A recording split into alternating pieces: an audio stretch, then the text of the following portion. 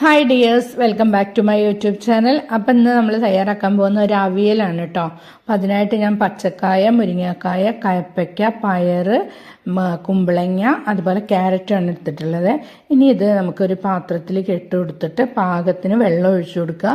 അതിനുശേഷം നമ്മൾ കുറച്ച് മഞ്ഞൾപ്പൊടി ഇട്ടിട്ട് നമ്മളിത് അടച്ച് വെച്ച് വേവിക്കുകയാണ് കേട്ടോ.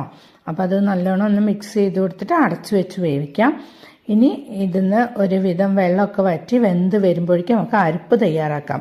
അതിനായിട്ട് തേങ്ങ, പച്ചമുളക്, ഒരു 3-4 വെളുത്തുള്ളി, നല്ല ജീരകം ഇത്ര ഇട്ടിട്ടാണ് അരച്ചെടുക്കുന്നത് കേട്ടോ.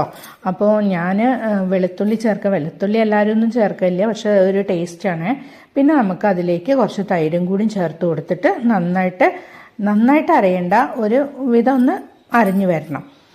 ഇനി നമ്മളുടെ അടപ്പൊന്ന് തുറന്നു നോക്കാം. ഇപ്പോൾ ഇതാ കഷ്ണങ്ങളൊക്കെ നന്നായി വെന്തിട്ടുണ്ട്. ഇനി അതിലേക്ക് നമുക്ക് ഉപ്പും ഞാൻ കുറച്ച് മുളക് പൊടി ഇട്ട് കൊടുക്കുന്നുണ്ട്, ഒരു കളറിനും കൂടി വേണ്ടിയിട്ടാണ്. അപ്പോൾ അതും കൂടി ഇട്ടിട്ട് നന്നായിട്ട് മിക്സ് ചെയ്തിട്ട് ഒന്നും കൂടി അടച്ച് വെക്കുക. ഇനി വെള്ളമൊക്കെ വറ്റി വരുമ്പോൾ നമുക്ക് ആ അരപ്പ് അതിലേക്ക് ചേർത്ത് കൊടുക്കുക. എന്നിട്ട് ഒന്ന് അടച്ച് വെക്കുക. എന്ന് പറഞ്ഞാൽ ഈ അരപ്പിലുള്ള വെള്ളമൊക്കെ ഒന്ന് വറ്റി വരാൻ വേണ്ടിയിട്ടാണ്, തൈരിലുള്ള വെള്ളമൊക്കെ വറ്റി വരാൻ. ഇപ്പം നന്നായിട്ട് വറ്റി വന്നു. അതിൽ കുറച്ച് കറിവേപ്പില ഇട്ടിട്ട് നമ്മൾ മിക്സ് ചെയ്ത് കൊടുത്തു. ഇനി അതിന് മുകളിലേക്ക് നമ്മൾ കുറച്ച് പച്ച വെളിച്ചെണ്ണയും കൂടി ഒഴിച്ചു കൊടുത്ത് കറിവേപ്പിലയിൽ വെച്ച് റെഡി.